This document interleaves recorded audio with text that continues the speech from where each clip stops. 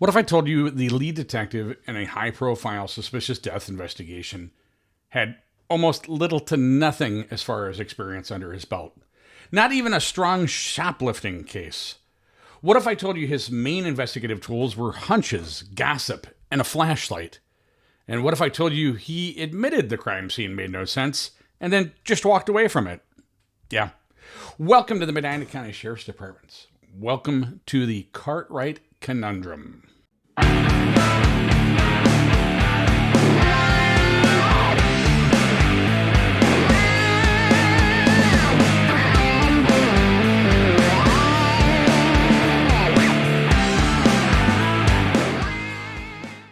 Before we dive in, let me set the tone clearly. Yes, I'm hard on Jim Cartwright, and yes, it's completely warranted. He wasn't just some background figure in this case. He was the initial lead investigator, the guy steering the ship. Only problem? He had about as much investigative experience as your average loss prevention officer at a strip mall. Shoplifting cases might have been a stretch. Yet, here he was, helming a high-profile suspicious death investigation. Probably the biggest Medina County has ever seen since the Pamela Terrell case in 1976. That matters because there's still a chunk of the public, bless their trusting hearts, who truly believe this case was thoroughly investigated. But let's get real. The only investigations ever completed in this case were fueled by bar gossip, wild rumors, and the workplace soap operas. We're talking about people more interested in whether someone at Medina Township was having an affair than whether Brian Macron was murdered. So buckle up, because the only thing thorough about this case is the cover-up or the complete negligence. And I'll let Tentacle Nation decide. Okay, Jim, we're on the... This is Detective Jim Cartwright on August 13th, 2020. And he sat down with BCI to walk through his role in the investigation of the Brian Macron disappearance and death. And today, we're going to hear it, his words, his version, and the forensic fumbles that followed. Because on the infamous ex-chief, we don't just talk about the truth, we rip the lid off the stories they want you to swallow whole. People still push the narrative that the case was thoroughly investigated. Investigated by who? Cartwright? The same guy whose investigation toolkit consists of speculation, loose gut feelings, and half-remembered conversations? Because when you dig into what really happened, the only things investigated in this case were rumors, locker room gossip, and the ever-important question of who at Medina Township might be sleeping with whom. Welcome back, Tentacle Nation. Today, we're diving headfirst into what should have been a routine review of an investigative interview. But instead, we're going to unravel what I'm calling the Cartwright Conundrum. We'll be listening to the actual interview, dissecting his claims, and comparing them side by side with the hard facts and the timeline the public was sold.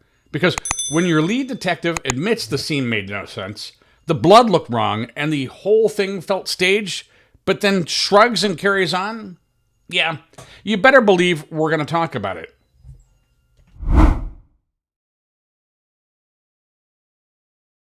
Cartwright starts by walking BCI through his career.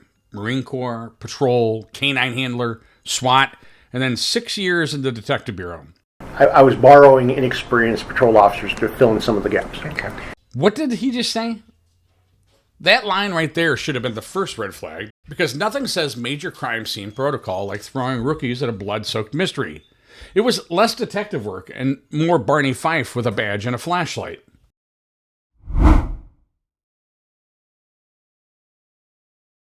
Now, listen, I'm not trying to steer your reaction.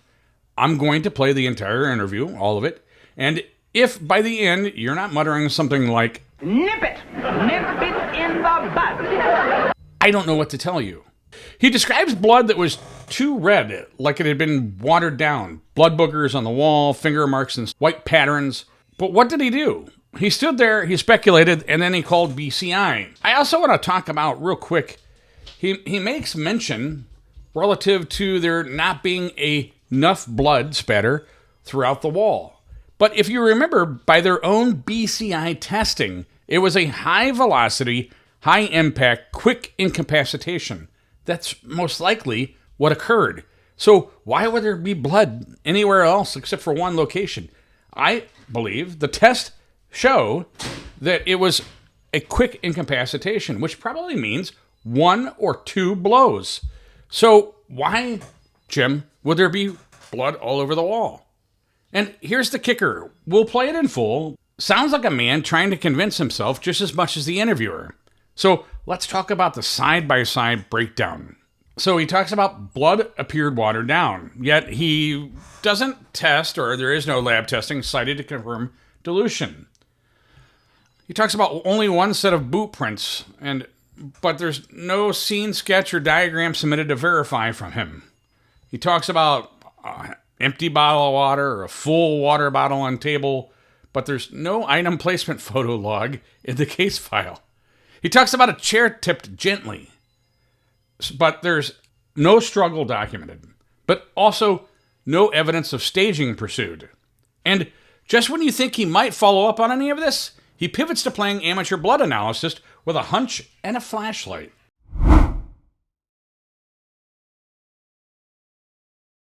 Macron's car is where logic goes to die. Cartwright says it was too clean for Ohio winter. It was locked, the keys were inside, and blood only on the driver's side. So again, let's go side-by-side breakdown of Cartwright's claims. He talks about having a clean car and it being winter, but yet there are no eyewitness accounts or forensic records of why the car may have been washed. I wanted to drop myself back in here because I'm not stating that the vehicle was not washed. I actually believe it may have been, but that's my point. Had I seen this, I probably would have done follow-up investigation relative to car washes in the area to see whether or not I could ascertain when the vehicle was washed. He talks about keys locked in the car with no explanation. There's no key fob analysis. He talks about blood on the shift knob, and he claimed that there was a great fingerprint, yet nothing came back from BCI. Let me get this straight. You saw a perfect print, sawed off the shift knob like it was a trophy, and then what? No photo? No match? Just poof! Vanish like your investigative instincts. Yes, BCI recovered the shift knob. They swabbed it. They found Macron's DNA. You know what they didn't find? A usable fingerprint. Which is weird, right? Considering Cartwright made it sound like it was pristine enough for a photo shoot. But no image, no match, no documentation. Just a shift knob and a shrug. Let's call it what it is. Cartwright interview is one long, meandering tour through the land of assumptions. No hard follow-ups, no investigative depth, just vibes and some gut feelings and forensic fairy tales. And while I have a ton of respect for BCI's evidence handlers and forensic scientists, those folks are pros. You really have to start asking, how did Agent Snyder let this interview unfold like this? He doesn't press. He doesn't challenge. He sits there nodding like Cartwright's spinning gospel instead of guesswork. And at some point, you're not documenting a statement, you're enabling a script. Snyder can't even pronounce Macron's name correctly. So buckle up, because we're not done yet. Oh, and here's another doozy. Cartwright offers up an imaginary inner monologue for Macron, suggesting he was suicidal, and that's why he didn't take Victoria to the movies. Except Brian did go to the movies, and he went home to Victoria afterwards. So whatever theory Cartwright was spinning, it wasn't rooted in evidence. It was built on assumption, a timeline breaking, Barney Fife grade assumptions. So let's talk about what I refer to as the greatest hits of inconsistencies. Number 1, blood still red hours later. That's not how blood works, Jim. Number 2, boot prints all match. Where does it actually state that in the comparison report? Number 3, unlocked building. No forced entry, but no exterior snow prints documented. No pictures actually photographed of major sections of the building, including the back door. Number 4, angry resident voicemail. Really never brought up very much throughout the rest of this report. Number 5, perfect shift knob print. No match, no photo, no documentation. Number 6, fire plans untouched, but chair and jacket disturbed. Selective chaos. Number 7, vehicle blood only on the driver's side. No theory follow-up. Number 8, denied volunteers for safety, but didn't declare it a homicide. Number 9, the Marine Corps League offered to help canvass, turned away with 0 follow-up. Number 10, Amex purchase explained by some counselor. no expert consulted, no forensic financial analysis. Each of these should have triggered real investigative action. Instead, they ended up in the Great Cartwright shrug pile. Then came the red herring, Candy Brown. Cartwright spends minutes describing her as a volatile ex with a porn background who might be tied to a councilman. So why are we hearing about it? Because when you don't have real leads, go tabloid. This wasn't an investigation. This was gossip hour in the squad room. There's one name that comes up more than once. That's good old Mike Costello, ex-township trustee for Lafayette. Cartwright mentions that Macron had gone out with him the night before his disappearance, and as a result, Costello's phone records were subpoenaed and appear in the file. What's not in the file? Whispers, allegations. According to Cartwright, that Costello may have had on and off relationships with men and had been targeted with vandalism, broken windows, property damage, incidents never documented, never considered, never followed up. That omission might mean that the rumors were baseless, or it might mean they were inconvenient. This isn't about outing anyone. It's about investigative consistency.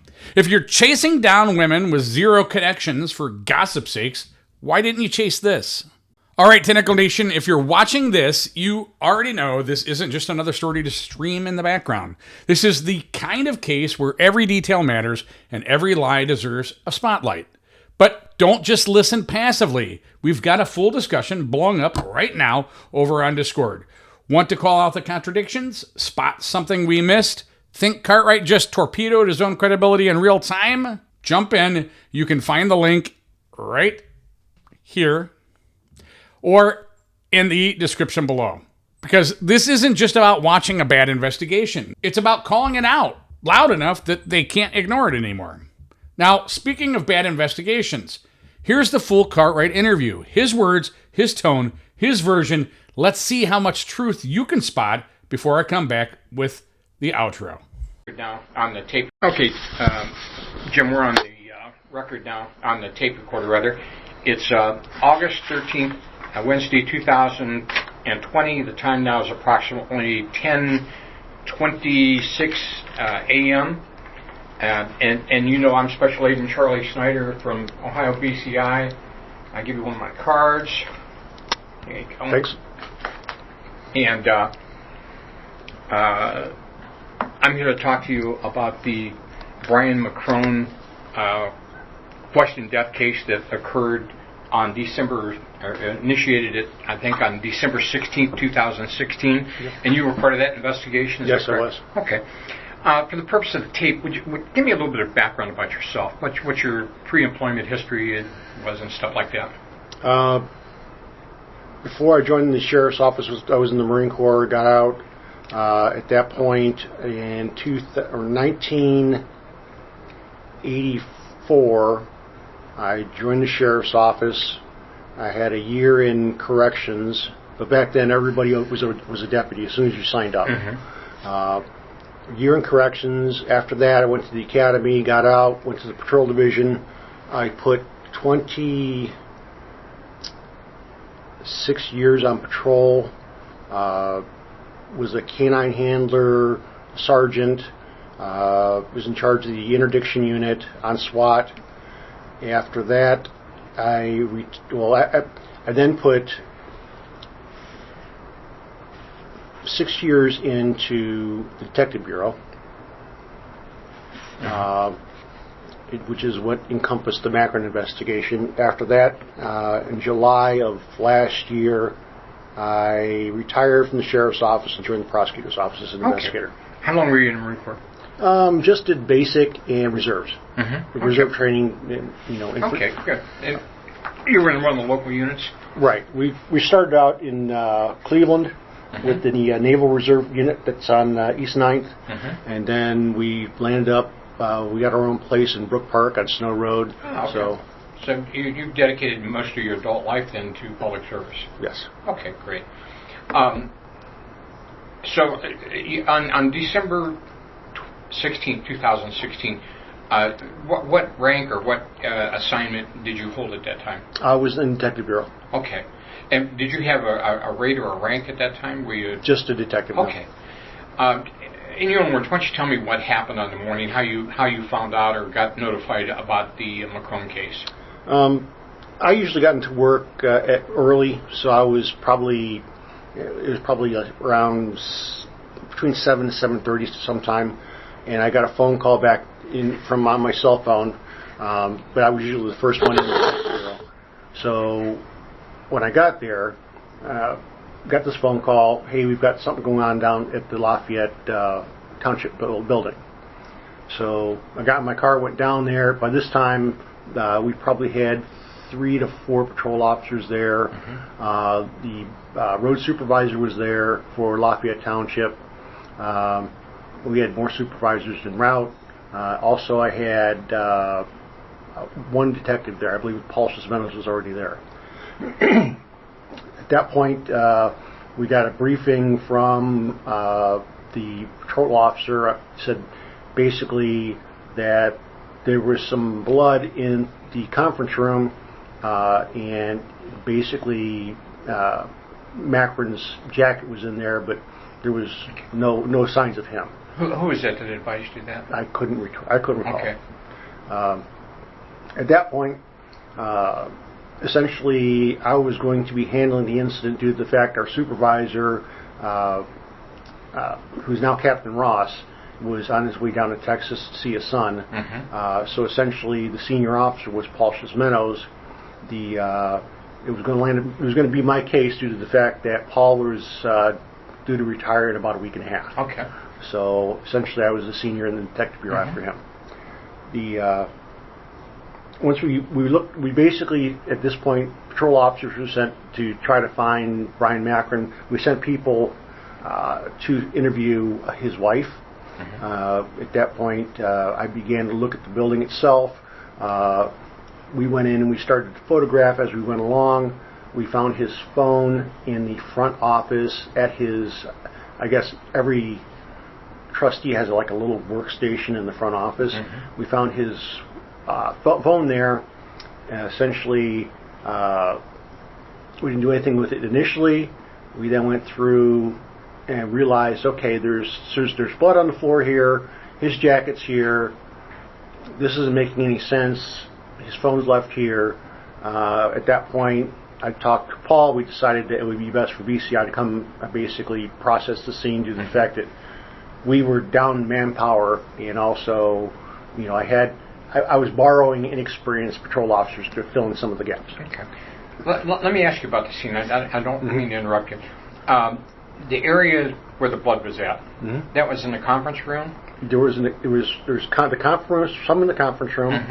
There was some going down. There were basically sole prints in blood. They were bleeding down the hallway. And then there was blood on the phone in the front office. Okay.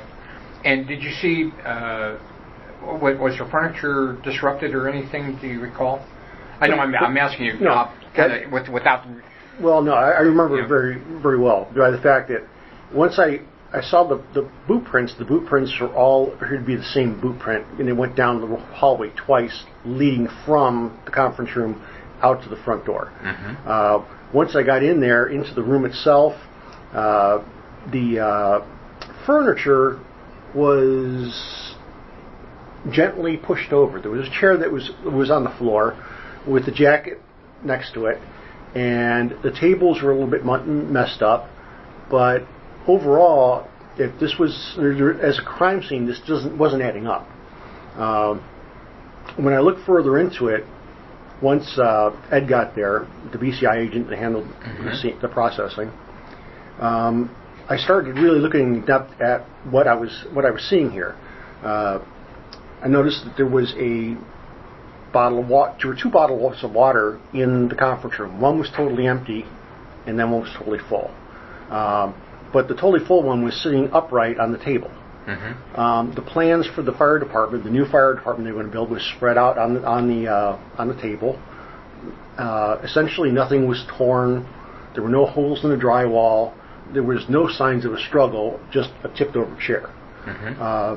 And then when you started looking at the blood itself, the blood typically coagulates if you just stab somebody, it means it's going to leave a large amount of blood. It's going to coagulate.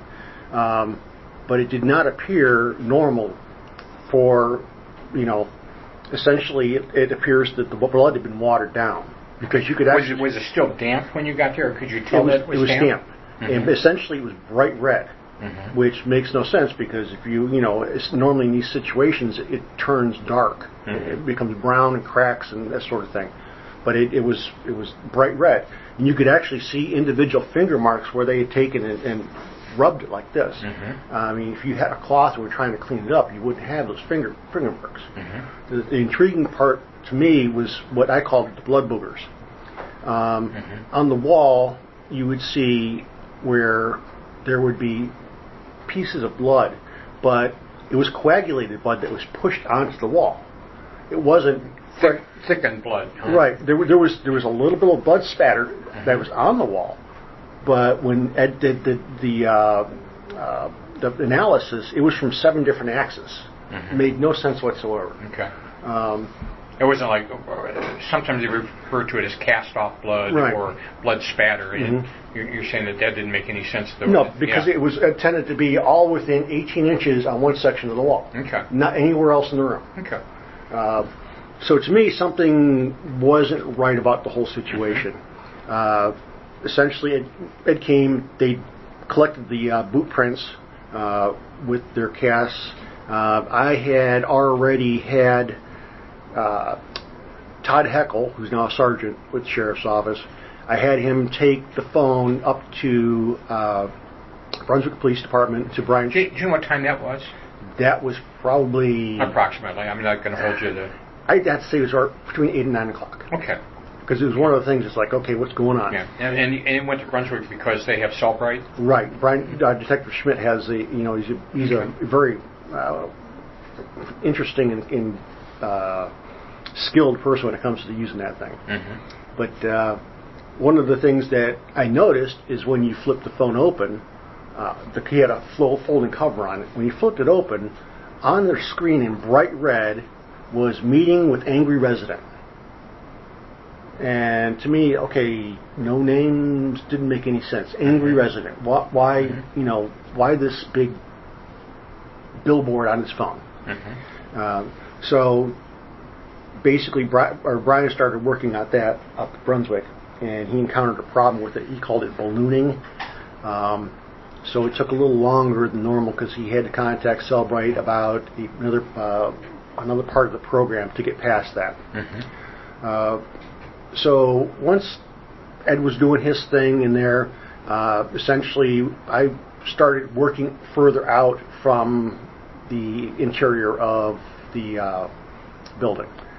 So one of the things I was interested in is finding out, okay, did somebody come in overnight and basically surprise Brian, but they walked in from the tavern or from the ball field or something. Right. Normally the building would be locked, I would assume. Correct. And that's one of the things is when the building was discovered, it was unlocked. Was there any signs of any kind of forced entry through any other points? No. Okay. And that brings me to my point is the fact that the previous day, 2 days before that, we had a snowfall, and of course, typical of that time was the fact that they, the first couple snows, they always oversalt everything. Well, one of the things I noticed was the fact that the parking lot to the town hall had about anywhere from 3/4 of an inch to 1.5 inches of snow all over. So we walked around the building, and there were no footprints from any other part of the location, other than the parking lot, that would have indicated somebody had walked in and surprised them. They didn't have a vehicle that pulled in the parking lot. Checked the parking lot and went further down the driveway. There was no stray footprints from, say they came in from the road down the driveway. Walked the ditches a little bit to see if anything was thrown out or discarded, if they used a vehicle. Nothing of that. Could you tell if there had been any vehicles come onto the property? Yes. Well, by the time we got there, there were probably eight vehicles already there, so wasn't able to tell that part. at that point, we had several problems over at the Lafayette Market. The owner of the market there, he had probably 2 to 3 break-ins during the night, and basically what they were doing was they were just wiping out cigarettes. So, it was costing him $2,000, $3,000, $4,000 a pop, minus repairing the glass and all that. So he put in some very nice high-definition cameras, and those cameras faced down the road.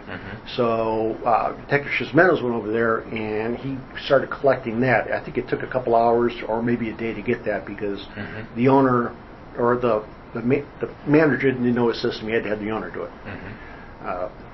And for clarification, the Lafayette Market or convenience store, that's actually west of it's at 42 in Ridgewood, right? 42 and 162, yes. Yeah, and the cameras, besides covering the store, they kind of face eastbound. Correct, right down to 162. Right. Okay. So we'll talk a little bit more about that later on. But. So at this point, we're probably 2-3 hours into the event. Essentially, we get notification that, I should say, somewhere along the line, somebody said or was informed that he had OnStar in his vehicle, in Brian's vehicle. So essentially, they got a hold of OnStar with permission of Victoria, and we pinged the vehicle. Found out that it was down in Chippewa Lake, possibly near the beachside. So patrol officers went there, discovered the vehicle. And now do you know who went down there, who found the vehicle? Don't know who found it. I know that I assigned Bob Locker to basically manage the scene. Okay.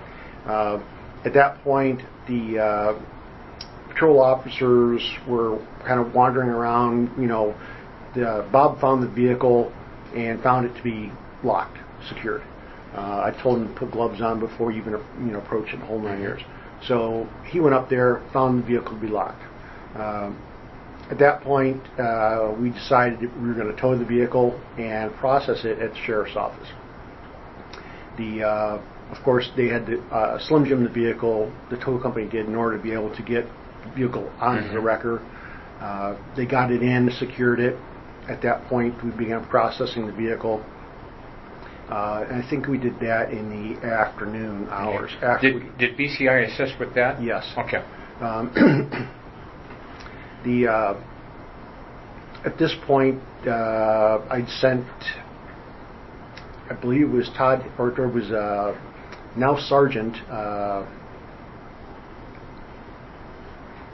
Dave Prees over to interview Victoria and basically the kids. We got back to the sheriff's office. We began processing the vehicle. The vehicle, the one thing I noticed is the fact that the vehicle was extremely clean. I mean, we'd had that snow, they'd oversalted everything, so essentially the vehicle had been recently washed. It was evident of that. So essentially we examined all the door handles on the outside. I had Ed take a buccal swab, or not buccal swab, take a swab of all door handles for possible DNA, both inside and outside. So essentially, once we got into the vehicle, things started to notice is, number one, the keys had been locked in the car. They were in the center console tray. There was blood, and blood was on the passenger side, but not, or on the driver's side, but not on the passenger side or anywhere else in the vehicle. There was some on the steering wheel. There was some on the center console armrest. There was some on the armrest on the door, and there was a little bit on the seat. That was predominantly the way you're describing it, and the way I understand that you're describing it is it was predominantly in the driver's position. Right. Most of the blood was in that area. Correct. Okay. There was a water bottle that had some blood on it as well, if I believe, and I believe the water bottle matched that which was in the front office of the township hall. So Ed took samples of all the blood. We got permission from Victoria because the stuff on the shift lever, the blood on the shift lever, looked I mean, from the appearance of it, Ed was not going to be able to get a good print off, without having to remove the actual shift knob itself. Got permission, and we hacksawed that puppy off, and they basically sent it, to BCI to get lateness done on it. Now, and the reason was there a fingerprint on that shift control knob? Right. Okay. I mean, it looked very good. I was really surprised when it came back that they didn't have anything. So from this, we went further back, and there was some bedding. There was a pillow and some bedding in the back area. The vehicle was a little messy, nothing significant. No indications of a struggle, no weapons, no ammunition or anything like that.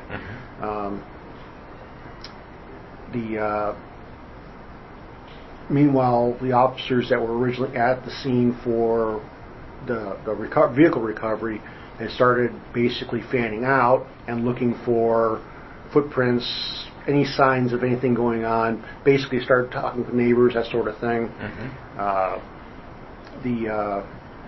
We had the park district checking like the overpass, the bridges over the canals, and in their parks for anything that might have been dumped. Whether it be footprints with blood in them, or it would be big trash bags, or for a cleanup effort, on the crime scene or anything like that. One of the Montville officers had indicated that they had some problems with basically there was an individual that they stopped for having a weapons charge, and she was dating a councilman or a township trustee, and essentially they were going, okay, this might be the link that puts this all together. So essentially we began working that a little bit. We had him go back and get the report. We were starting to go towards the direction of where her home was located and kind of going around that area trying to looking at dumpsters and that sort of thing. She lived on Route 3 just south of Chippewa on the east side. Turns out her name was Candy Brown. She's now a realtor, but before that she had a very volatile relationship, I guess I guess she was a porn star at one point. And so once Montville got a hold of the report, it was not Brian Macron. It was apparently somebody in Chippewa, one of the village councilmen that she was had an affair with. It was kind of steamy, but it didn't have any relevance to what we were looking for. So you were able to eliminate that from the... Right. So essentially at this point, the cat's out of the bag. The news is starting to call because they see all this activity. We had gotten hold of the Highway Patrol and requested them use their aircraft to basically fly Chippewa Lake to see if there's any indications of any footprints, any bodies, What was the conditions like? The lake had ice that extended out about, I want to say, 30 yards or so, but then towards the middle there's a hole. It's fairly 200-some acre lake, so I mean the hole's plenty big, but essentially on the snow you can tell, if somebody walked from his vehicle when he parked it and walked out on Chippewa Lake, you would have seen the footprints leading up there. Would it have been even thick enough for them to walk out? For a short ways, yeah. Okay. The biggest problem is the fact that Chippewa Lake, it's a community that is basically on the lake. So you have a lot of people that walk dogs, a lot of people that, so you had a lot of footprints because there hadn't been any fresh snow in between the last snowfall and when we were investigating. So at that point, they fanned out, started looking at, we started getting a lot of input from like the Marine Corps League. Hey, can we help out? Can we go door to door? That sort of thing. And essentially, at this point, we didn't know what we had. We don't know if it was a homicide. We don't know. So we weren't going to put them possibly in danger knocking on doors and them thinking, it's the cops and they're going to shoot it out. So we held back in that. The aircraft went up there, was flying around. They didn't detect anything, any footprints or any bodies or anything like that that would indicate that, you know, he was forced into the lake or anything like that. So as time goes on, essentially, we start picking up. I was contacted by Crime Stoppers. We got Brian's photograph, started putting up them on the billboards that you drive by it on the road, and that'll bring up another section of it later on. So we're no got no tips whatsoever. It was kind of bizarre. I got one tip a couple days into it that they thought they saw Brian up at a liquor store. I want to say it was just outside of Cleveland. And I went up there, asked for the tapes, looked at it. They couldn't extract the tapes, but when I actually went through the time periods that he said that he was there, it wasn't Brian. Okay. So as that was one tip. The let's see.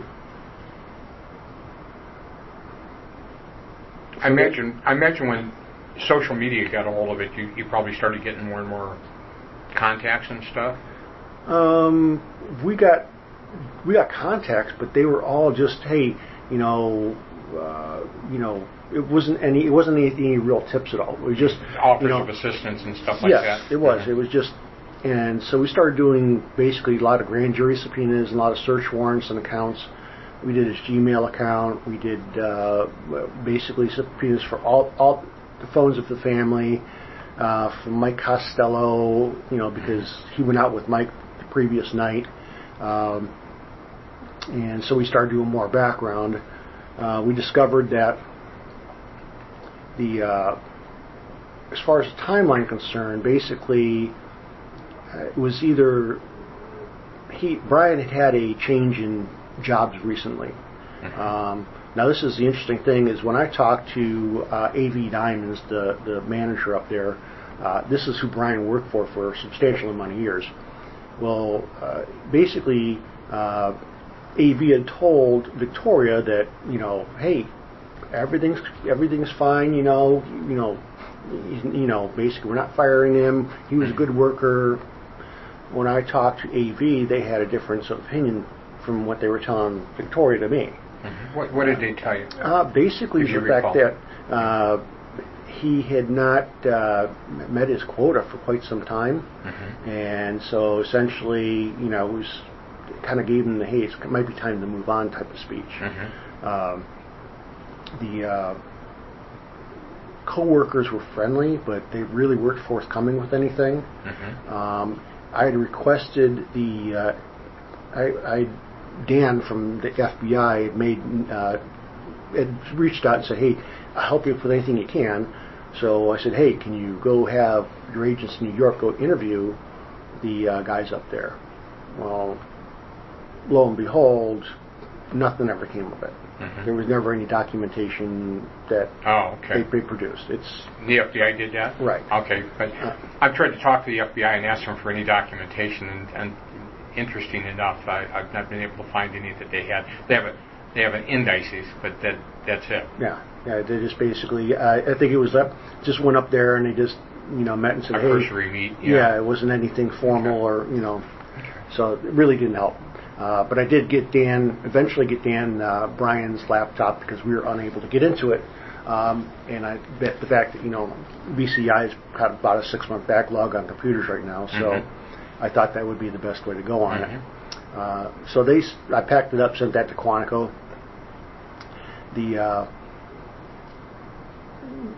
Started developing a timeline on the whole thing. Essentially, like I said, he worked for AV Diamonds. Found out that it was October, November time frame that he left AV and went to Monell, which is in Texas. In fact, I found when we got into his phone finally, basically we found a picture of the contract for Monell in there. One of the things I found interesting was the fact that it seemed like from my research, Brian was disliking being away from home more and more. Then the contract with Manel, he had to spend 1 week down at headquarters every month, which would take him away from home even more. So I found that kind of interesting. And he'd only been working, like I said, maybe October, November, so for maybe a month, 2 months tops. Yeah. I think it was like October. I think that contract signed October 17th or something like that. I might be wrong on the date, but it's in October sometime, I believe. So that was Fuchsia. Then we got into, okay, once we started rolling in with the subpoenas and that, found it very interesting. I run into this thing with American Express. I ran a FinCEN on Brian, and it came back all wonky. I think it was like $1.1 to $1.7 million in purchases, and it's like, how can a guy that makes, a decent living, but doesn't, you can't afford that much money? So started looking harder into it, and I was asking Victoria about it. She knew nothing about it. She had no clue anything about purchases. One of the purchases was for he bought two $200 faucets. I said, Victoria, do you have any new faucets in the house? No. Why? We don't have anything like that. It's like, okay. So I started looking harder into it and got a hold of an investigator up there at American Express. He says, this is not the case. He says, what you're looking at here is you're seeing a purchase, but the purchase, a majority, and 99% of these purchases are returned within several days. He goes, and the thing about it is, as far as the points are concerned, because I thought maybe he's scamming them for points and then using the points to buy stuff. He says, once you return something, you don't get any points. So, it's a loss. There's no real reason for that. That was Did you ever come up with a theory or hypothesis as to what he was doing with that? Well, the reason, I just kind of went, So I talked to a couple of people about it, that were just, kind of therapists. They weren't, psychologists or anything like that. But I explained the details, left out the name, and they said, okay, if he's spending this much time, and I think he started doing this habit around 2011.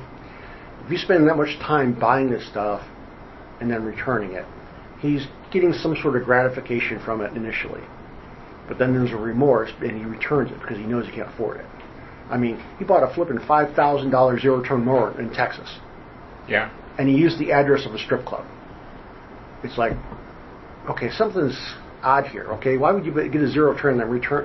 Basically, not even an hour later, he went, no, I don't want it, and basically he put the money back on his card. So it didn't make any sense whatsoever. So I was looking at the fact his sales had shrunk significantly. He doesn't like to go out as much.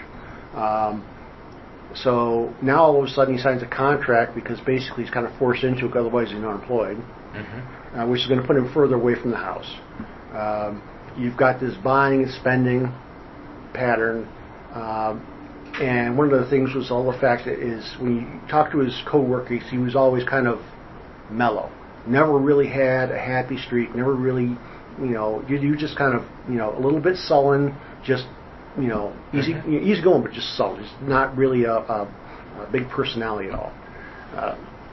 So started realizing, okay, it might be a psychological issue. So it was explained to me basically that the whole thing with the lack of performance at work was and now having to do a week down in Texas basically was a depressive state. The buying and the returning was basically obsessive compulsive behavior. Essentially, when I saw that, okay, we got a little bit of that going on. But then what I found out later when I interviewed the road supervisor for Lafayette Township and started interviewing several of the other people that were there on the 15th of December, he'd actually blown off a decent customer down in Worcester that he regularly sells to. And of course, pre-Christmas sales are always big for jewelry. Who do you know who that was by any chance, or do you recall? When you say blown off, he basically didn't show up. He had an appointment down there. He had an appointment, didn't show up. Okay. Right. I want to say it started with an initial. I can't remember right off the bat. But did you talk to them? No. Okay. No. But essentially, he had an appointment down there, and he didn't even go. Instead, what he did was he went to the fire department on Wedgwood Road, and he was hanging out with all the firefighters. It was, he'd do a little bit of that, but he didn't, he wasn't a very gregarious person. Mm-hmm. So he was hanging out with them, and I got the comment from several people that said he must have been on drugs or something, because he was happy, he was laughing. It didn't make any sense at all. Mm-hmm. And then he went into Evans and started going on about, I got this appointment with this angry resident. Once again, no names, right? I got this appointment. I want you to be here at 9. I want you to be here. Make sure you're around. And he tells him that he's got Jim Sanford, who's a sergeant. He's going to come. He's going to park behind the building, but he's going to be real close in case he needs him. He talks about, I might have my weapon on me. I got my CCW. Mm-hmm. Now Brian's saying this, right? Mm-hmm. And so, supervisor doesn't think anything of it about asking, who is this thing? So in the midst of the conversation, Brian gets a phone call. So he steps out of the office, and it sounds like a heated exchange according to Evans. And Brian comes back in, goes, yeah, that's him, and our meeting's still on. Okay. Well, one of the things during all the phone analysis I did is during that time frame that Evans told me about, there was no phone call, none at all. Mm-hmm. So essentially, he must have had the ringer set to ring, mm-hmm. and then he'd pick, cancel it, go out there and make it like it was. But once again, no names at all. So essentially, he helps out there a little bit, talks to the gals in the office. He knows one of the gals is kind of is very squeamish. So he tells all the gals, don't want you in here anywhere. Come 9 o'clock. Well, I guess business starts at 8, but don't come at 8 o'clock. Mm-hmm. Don't want you to be here. So okay, I'm thinking this is a little bit odd. So essentially that afternoon, he talks to Victoria, tells Victoria, you know what, we're going to go up to this meeting up here in, at the township, I guess it was a township type trustee, kind of a Christmas party type of thing. Mm-hmm. I think it was up the Winking Lizard in Brunswick. So go up there, have a little bit of, have a meeting. And hey, you want to go to Star Wars? And she goes, yeah, I'll go. So no problem. Essentially, he goes up to and meets. I guess he meets Costello up there. Mm-hmm. Got a car wash at the Rainforest car wash there, and thing goes off. Oh, once again, Costello's he was pretty happy. They were making fun of one of the Medina Township trustees because they were, mm-hmm. I guess, they got caught up in a love triangle or mm-hmm. something, and so they were, pointing and kind of laughing at them. So at this point, he decides that he wants to go to Star Wars with Costello. So I guess his phone dies or something like that. But essentially, I guess he was supposed to call Victoria when this whole thing, as far as go to the movie, but, I guess mm-hmm. because his phone died. Later on, he has Costello message her, I guess, Facebook Messenger or something like that. Mm-hmm. So they go to Star Wars, which is not something that, it's not a kind of a movie that Brian normally went out to see. So basically, he doesn't get home till round 1. everything appears normal. I guess they're doing, Victoria's doing some baking or getting ready for the morning for the kids. Essentially, they all go upstairs. I guess Ryan was known sometimes when he has trouble sleeping or whatever, he'll go to sleep downstairs in the, I guess there's a sofa down there. And I guess after a bit he goes down there. And Victoria doesn't think anything of it. When I examined the couch that was down there, it did not appear to be it actually slept on. There wasn't a pillow or anything else like normally on that. He did have a lot of when I went in and looked at the office itself. He did have a home office. The office itself had a safe, had a lot of Monell's diamonds in there. There were kind of sample packs that basically nothing was stolen. There was nothing really misplaced. We looked for the firearm that he supposedly had, and it wasn't in the safe. It wasn't in the desk. Victoria later told me she found it behind the dresser or in the office, which is a little bit odd. But Brian didn't have a CCW permit like he told everybody. You checked that through the sheriff's office? Right. Yeah. Yeah. So now it's getting after 1 o'clock down the 16th. We see a vehicle pull in, or from the videos that we have from Lafayette Market, see a vehicle pull in. It came from the east, pulls in to the market, or not the market, I'm sorry, into the town hall. Essentially, like we discussed, there was no other vehicles there that came in or out during that time. Essentially, there was very little traffic at all. When it's getting closer to 6 o'clock, you do see a vehicle come in, pull into the lot, and basically pull back out. There was not enough time span for anybody to have gotten out of that vehicle, kidnap Brian, put him back in the vehicle, and then leave. However, then a short period after that, the vehicle which originally came in at 1 o'clock leaves. Now it's interesting to note that the driveway from Wedgwood to the town hall, basically, when you drive into it, your headlights are going directly into the town hall.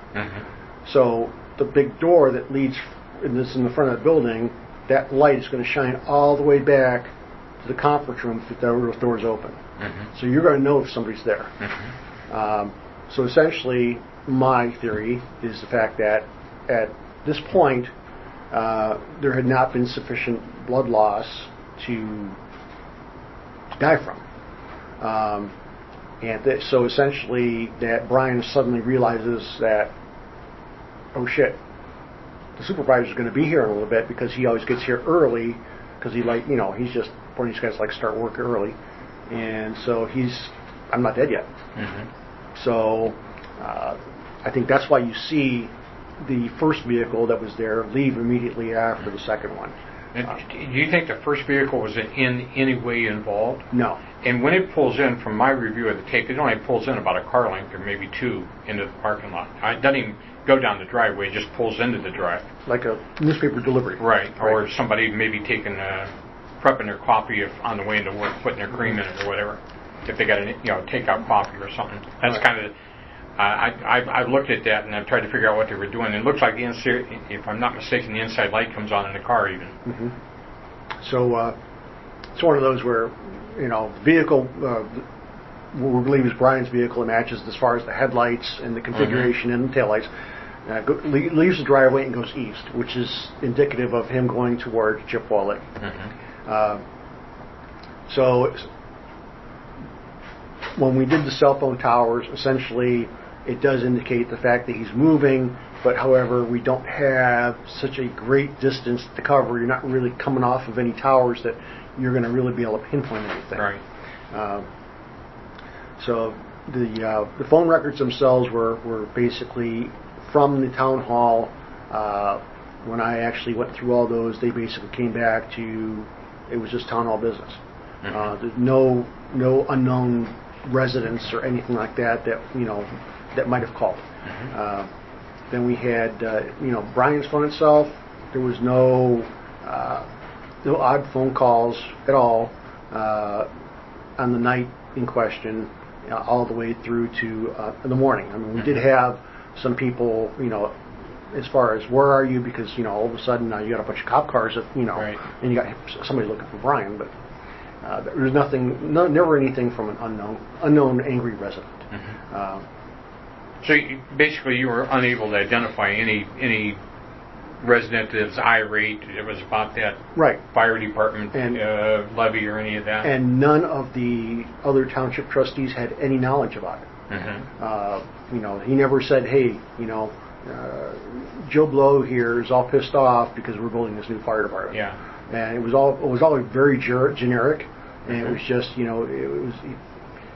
never wrote anything down. There's nothing in his phone as far as, okay, I'm meeting with this guy, and he never.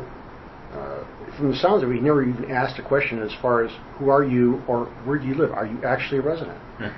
So. Okay. I'm going to back up a little bit. When you went to Brian's office, was there anything peculiar about the office when you looked at it, in respect to what a normal office or a home office would look like? No, it was fairly small.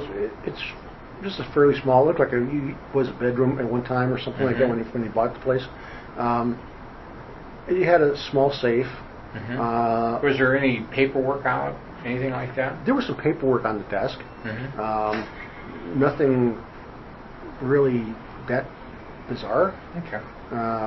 We did have kind of an offshoot of the investigation because one of the Seville officers, Adam Hoke, he raised a concern.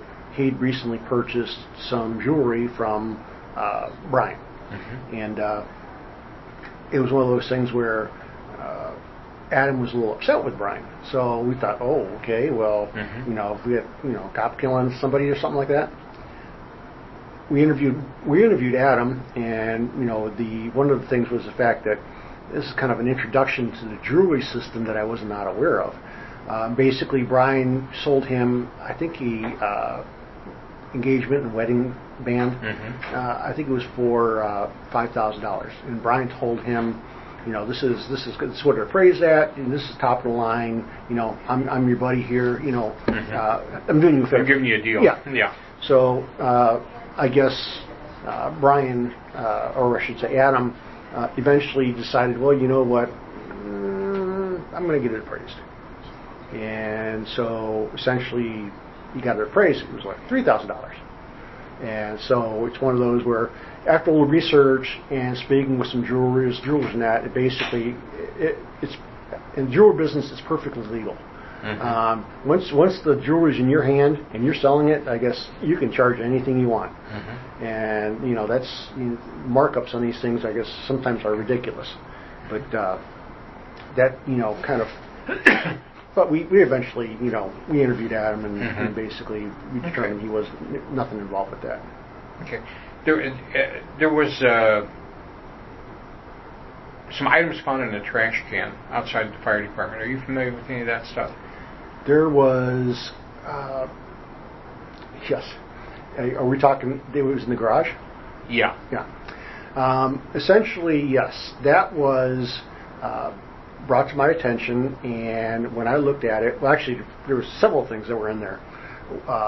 The one thing that I was first aware of was the fact that Costello brought to my attention was possibly blood on top of one of the fuel, I guess the fuel container or something of that nature. And that just turned out to be, it was not blood. It was just, I don't know what it was. So then the trash can incident, yes, that was essentially, there was a knife in the trash can. There was also some business cards from Dan Kohler. And there was some other stuff, and it's like, to me, it looked like just garbage out of a cruiser. So looking at the knife itself, when we basically examined the knife was rusted and it had a bunch of dirt on it. It basically looks like, when guys clean out the cars after 3 months of rolling around, and so we later went and said, hey, Dan, what's this stuff here? And Dan says, yeah, well, Dan was worked for Lafayette Township on a part-time basis on their patrol division there. So essentially what he did is he decided he went in the fire department one day and he was cleaning out his car because he was a little bored and wanted to get some car clean, and he took a lot of trash out of the car that he just hadn't taken out before, and that knife was in there. Yeah. And that was before Brian's disappearance? No. It was found afterwards. It was found afterwards, yes. When I interviewed Dan, he indicated to me that happened 2 or 3 days when he cleaned his car out. Yes. 2 or 3 days before. Is that consistent with what he told you? Mm-hmm. Okay. Yeah, and essentially because he was talking to the firefighters down there and all that. So. Yeah. Okay. Do you know anything about the towels? There were some towels found in the dumpster that had, I think they had blood on it? Had blood on it, yes. Now, I DNA just about I DNA'd all the firefighters, township trustees, the road workers, and we can't match that blood up with anybody. Then we went back and did several people. There were a couple runs before that, and couldn't find out. Nobody knew where they were to come from. Essentially, when I spoke to the paramedics and that, they said it's common practice. We're supposed to put them in biohazard, but if there's blood on the floor, the thing we'll wipe it up and just throw them. Throw it in the trash. Yeah. So. And did that also go to BCI? The towels? Okay. So, and I'm assuming that they probably ran that. I don't know that they did, but I'm assuming since you had profiles and stuff, they probably ran that in to the national database to see if there was any connection there. So. Yeah, I think the profile came back on a female. I'm not sure. Okay. But. The scene itself, the secondary scene, I'll call it, where the car was located at. Do you know anything about the amount of searching that was done there? I don't know a whole lot about that.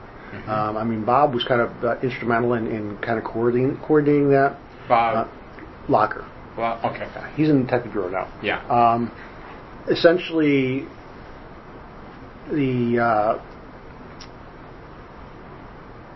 there was a lack of coordination.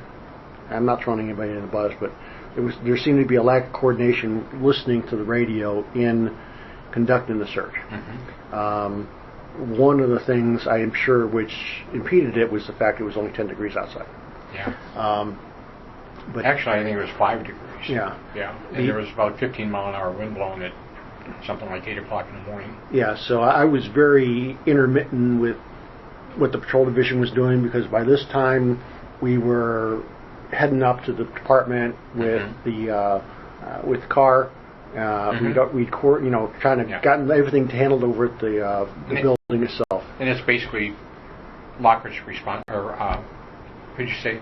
Well, Locker was responsibility for basically the crime scene there at the car.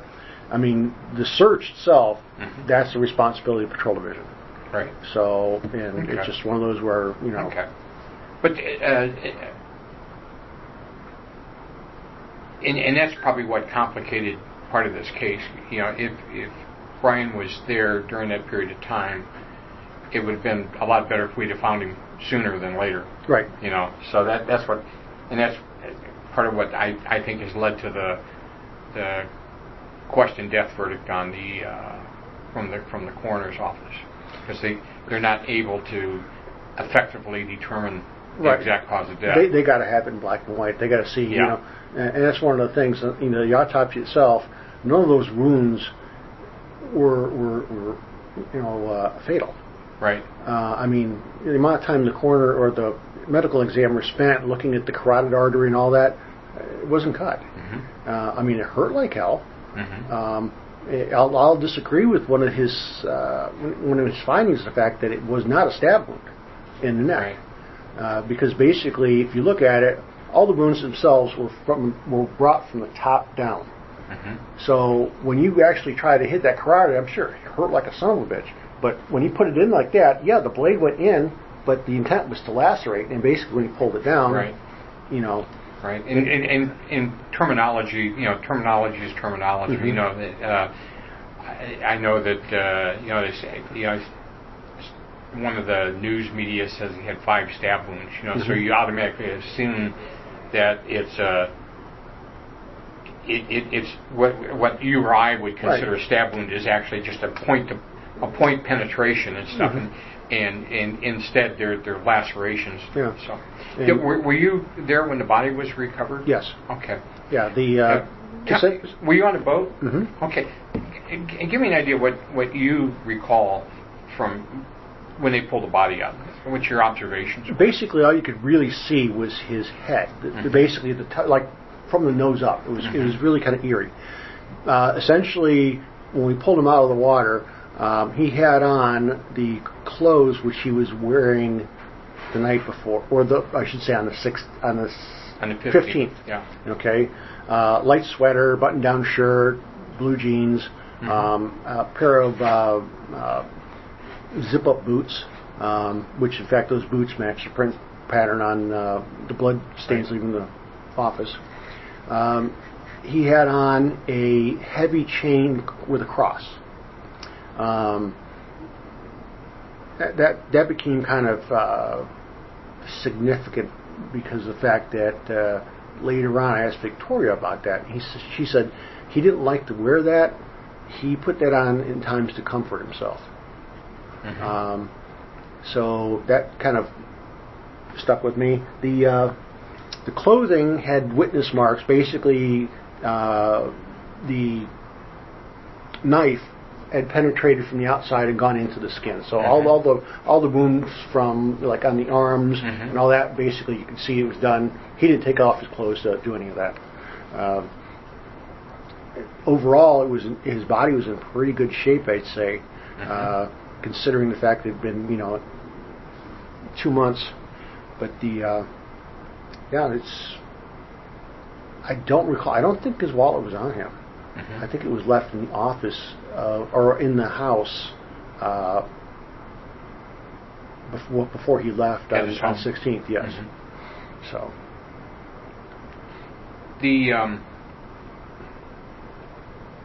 when they pulled the body, did you notice anything about the condition of the clothing, as far as how it was on the body? Was there anything that would look like it had been pulled up or like he'd been wrestled with? Could you tell anything that way? Like if someone's going to throw somebody into a body of water that's dead, they're going to wrestle them around, they're going to disrupt their clothes. Did you see any kind of disruption? There was aside from the knife wounds were basically the cuts had been made in his arms and that. There was none of the clothing was torn. It wasn't distressed in any form or fashion. There was no. You recall the sleeves on the sweater? How basically the sleeves, yes, I thought it was kind of odd because the sleeves they were down way past his hands, and he had actually curled the fabric up into his hands when the hands were in balls, like fists. So, I mean, I've watched kids do it. I've done it myself. When you're cold, basically it's someplace to keep your hands warm. Right. So that kind of thing. There was some staining, which appeared to be mud related. I think because the body had been in the water, but essentially it was the head and shoulder area looked like it was darker than the rest of the clothing and skin. So it looked like that he was kind of almost in a slightly horizontal position, but his head and shoulders were kind of in the mud to some degree. Okay. Yeah, I thought that was interesting looking at the pictures when they pull him out of the water, and that's exactly what it reminded me of when I was a small kid and I didn't have gloves, and you're outside, your fingers get cold, you pull the sleeves up over your hands and stuff like that. So, which leads me to another thing, is the fact that I can't remember the name of the gal. She was a runner, and the first time Arvin and Captain Sentner interviewed her, because she called in, she said that she wasn't sure about the guy's identity, but she saw a guy going down as she was running at at 6 o'clock in the morning. Oh, is that right? Yeah. Okay. And so she called back a number of months into the investigation. It might have been like 4 to 6 months. And she later said, no, I'm positive it was Brian Macron. And I'd said hi to him, but the fact that when he didn't appear to be dressed for the conditions and he didn't talk to me at all, he just kept walking. And she was a runner? Yes. And she was running along the lake there? Beach side, and he was headed northbound. Okay, so that's interesting because I haven't run onto that paperwork. I'll have to try to locate that. So, is there anything? Did you have any indication that there was ever any extortion going on or anything like that there? No. Okay. The financial aspect of it, I mean, when I started digging into it, basically, the American Express thing, he was in over his head. Mm-hmm. His brother had co-signed for the card. Mm-hmm. His brother later, after a year and a half into this thing, tried to claim that he was the victim of fraud. Mm-hmm. And so they said, no, this is your signature, isn't it? So that was kind of, because he didn't want to be on the hook for the $50,000. Yeah. The house was, it was okay. It's just one of those things where looks like they paid a little bit too much for it when they bought it. Mm-hmm. Both the cars had higher than usual interest rates on them. Santander's kind of a high interest thing. Mm-hmm. When he examined his phone records, he was getting collection calls weekly. And basically he had even money owed to the court. So, is that right? Yeah. Okay. So it's one of those where, Victoria was oblivious to all this. Mm-hmm. She never knew anything about it. He conducted all his business on his phone or his mm-hmm. computer. And so... And she had no paper trail to have any idea what was... No. Current. Okay. What's your heart of heart tell you happened? What do you think? You kind of told me everything that you found and everything right. that you saw, and based on that, based on your observations and stuff, what do you think happened? I think that Brian was wanting to spend more time at home, more time with the family, because he visited his one daughter before all this. I think she was Ohio State, and essentially he didn't want Tiffany to go to. I'm sorry, wrong case. Victoria to have to necessarily take up full-time employment all the time.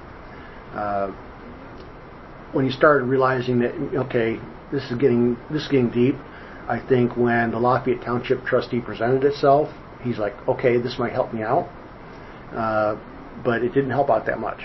Mm-hmm. Essentially, the thing that kind of was starting to break his back was the fact that he was having all these collection calls, and then all of a sudden he's like, oh, I got to find a job. Mm-hmm. So he finds this job. He deepens his depression by knowing he has to spend a week, a fourth of a month away from his family again, even more so. So is starting to build up his depression even more. He was buying diamonds from one of the diamonds, the regular diamond retailer. Mm-hmm. It's like, why does he need that? He can get it from Monell for cost. Mm-hmm. And then he would return it. You start seeing that pattern involved, and then I think the thing that really broke him is when, I think on the 12th or 14th of December, American Express says, you're done. Pony up the money. Mm-hmm. You're not making payments. Pony up the money now. Your card's closed. Because now he has no vehicle to do his business with. Mm-hmm. He just doesn't have any. Now, did American Express tell you that mm-hmm. when you talked to them? They said that we told them you're going to either have to clear up the back debt or. Yeah, he says basically the card's froze. Yep, card's done for. You're not until you start making more payments on it. And so I think that was like, at this point he can't provide for his family. I know when I looked at some of the billing, he was making below the minimum amount due. If the minimum was like $55, he'd pay $40, and then he'd get $22 worth of penalty on it, which didn't make any sense. The dollar figures may be off, but I mean that's he's paying a minimum amount, and then because he's paying under whatever is required, they're putting a penalty on top of it, which is almost half of what he was paying. So you got this ongoing depression. You've got this debt now. It's just it's there. There's no way around it. You don't have any real way to recover for it.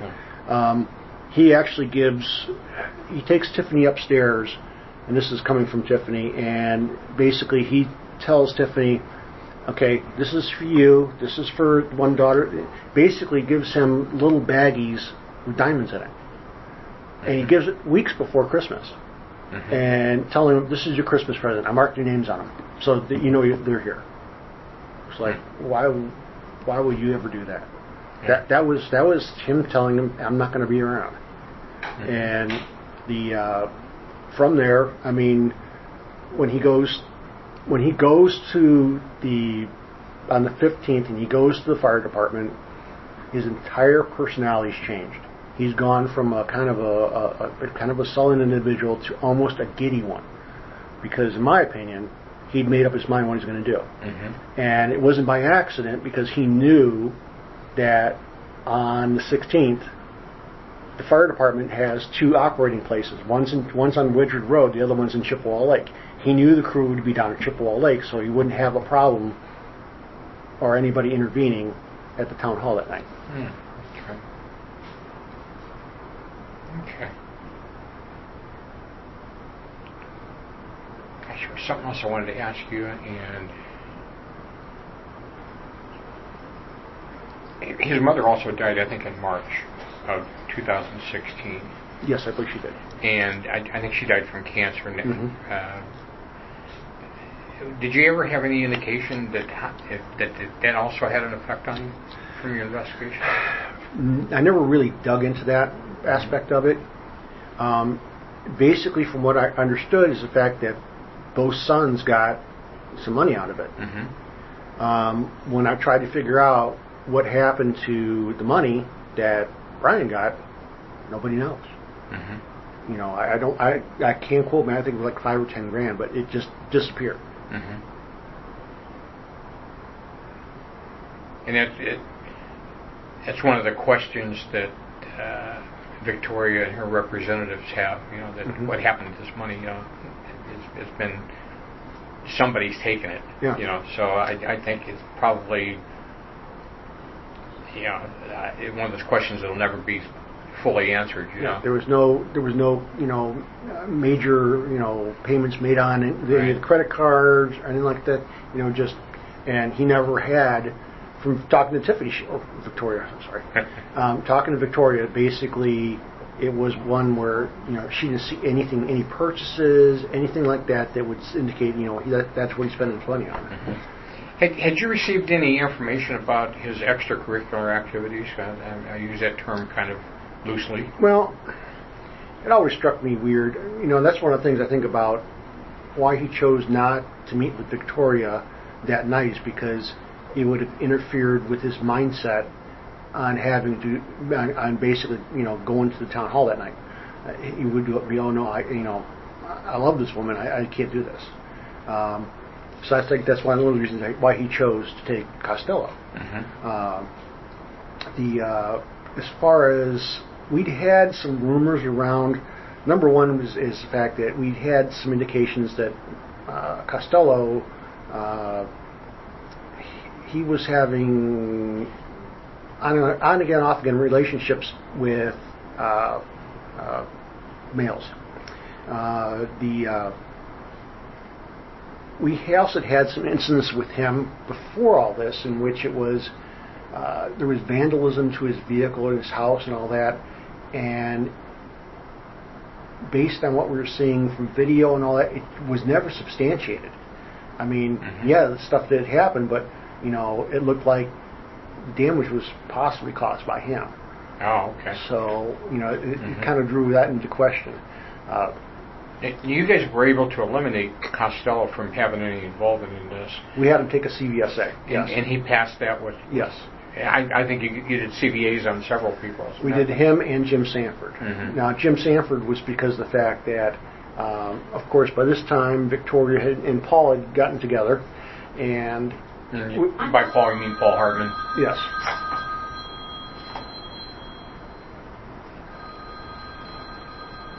I'm not going to take it. So and they were starting to point fingers because they believed Sanford might be responsible because he knew all about the meeting. Mm-hmm. Did he know all about the meeting? Didn't have a clue. At the time, he was meeting with the patrol lieutenant down in Westfield Center at the truck stops when this all came in. So essentially, it's like he wasn't happy when I asked him because he felt it was big. By this time, he'd left the sheriff's office and was with Brunswick Hills Police Department. In fact, to this day, he still won't talk to me. But it's one of those where I asked him to take it. I said, listen, this is the fastest way we can clear this up. We're not going to administer it because we know you. We'll have Brunswick do it. It'll take 15 minutes, and that way there's no question about it. And he took it, and Brian said he passed with flying colors. What was his relationship with Brian? Do you know? Was he very close with Brian, or? Well, Jim was the Lafayette Township liaison. Mm-hmm. So essentially, Brian was also for the trustees. So essentially, they Jim would give him statistics, and okay, there's this concern. He would attend the meetings with the trustees. Basically, he did that for a number of years. And Brian, he would ride out, every once in a while. And Jim and Brian appeared to be friends for quite some time. However, from what I understand from talking to Jim, probably within 2016, things just kind of separated and parted ways. Mm-hmm. Didn't really know why. It just didn't call. Brian wasn't necessarily contacting him as much and didn't want to ride out. So okay. We talked a little bit about Brian supposed to have a CCW and have it. Did you know Brian personally, as far as socially or anything? I met him once. Okay. And that was it. Okay. There was a indication that he had a CCW, and then he told a lot of people about carrying a gun and tapping his leg and doing different things like he was carrying a gun, but nobody's actually seen the firearm, which I thought was interesting.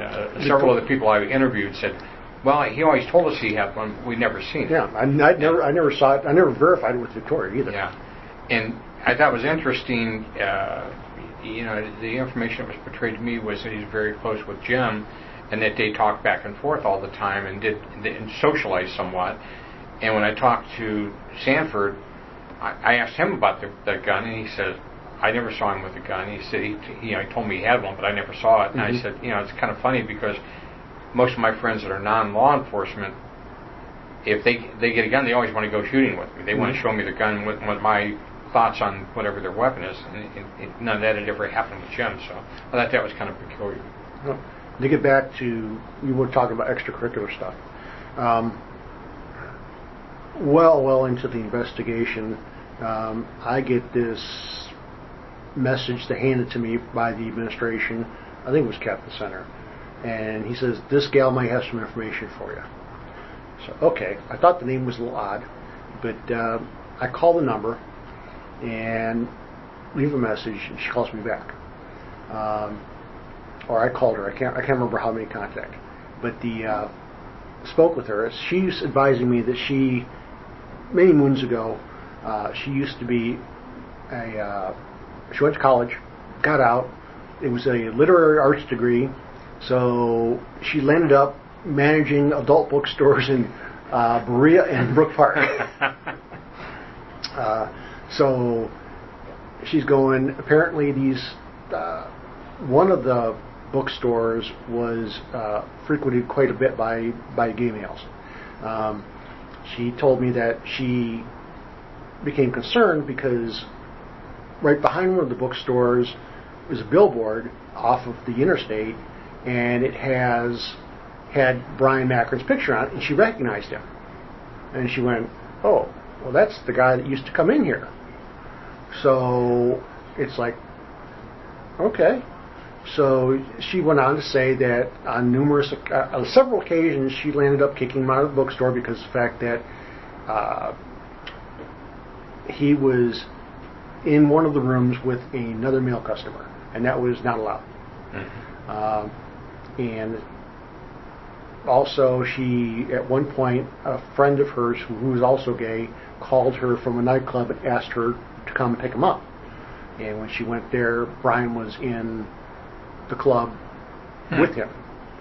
So she says, you know, it's indicative, but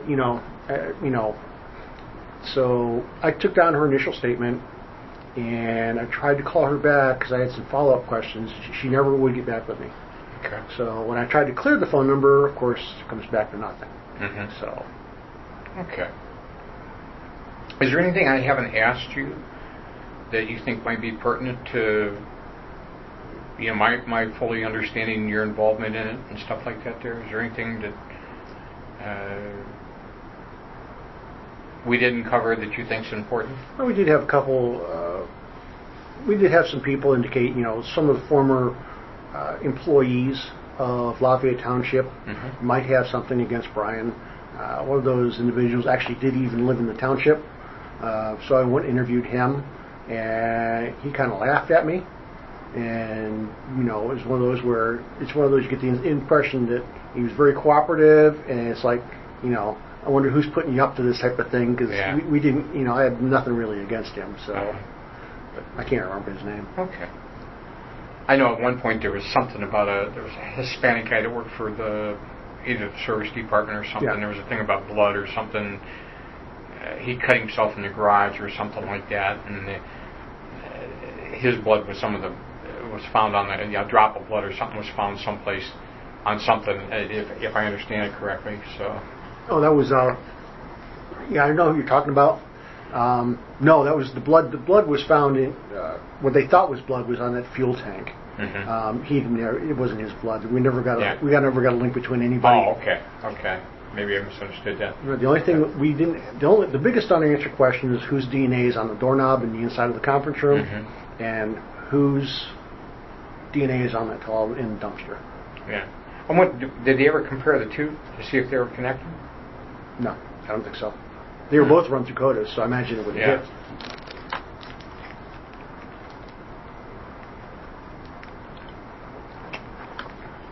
But all the blood in the conference room, it all comes back to Brian.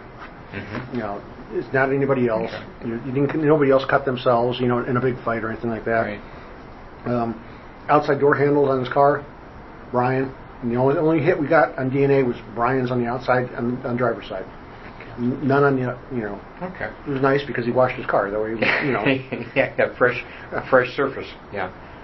Well, I'm impressed that after 4 years, without reviewing notes and on a phone call from this morning, you're able to recall as much as you did already, and it says a lot about your recollection of the event and your interest in it.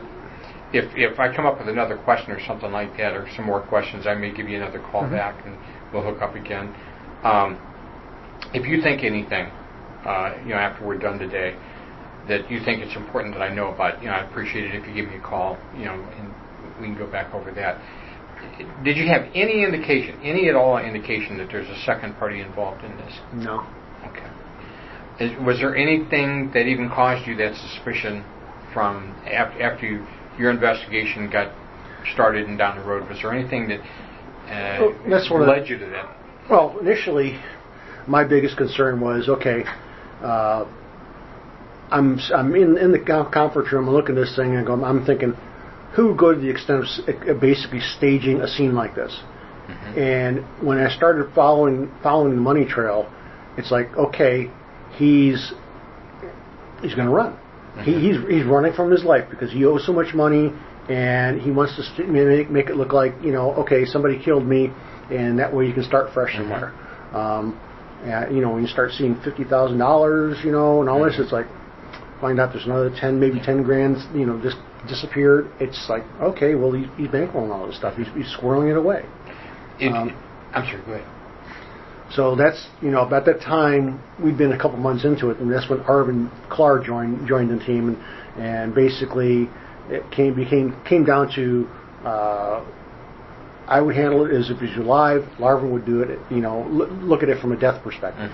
And, so it's one of those things where kind of in February, found him, so kind of answered questions, but it even made more questions because none of those, I've seen guys, bleed a pint on the floor and get up and walk out the door and say, hey, I'm going to go have a beer. Yeah. And this was barely a cupful of blood. So it didn't make any sense to me. And a little bit of blood looks like a lot. Yeah. Especially when it's watered down. Yeah. So. Okay. Do you have anything else? Not right offhand. Okay. I'll go ahead and stop this for now. Yes, we've only been doing this for an hour and 15 minutes. Oh. Cartwright ended the interview with speculative rabbit holes, soft conclusions, and a shrug. But this was Brian Macron's life, and his death deserved better. And if you remember the classic line from Dr. Lisa Derenick, the Medina County coroner, she once said, "I speak for the dead." Well, so do we, Tentacle Nation. And in this case, the voice of the dead is screaming through the cracks of a case built on guesswork. If this was your lead detective's best work, then maybe it's time to ask, how many other cases died on the same table? Be loud, be heard, shake the system until the truth falls out. This has been the Infamous Ex-Chief.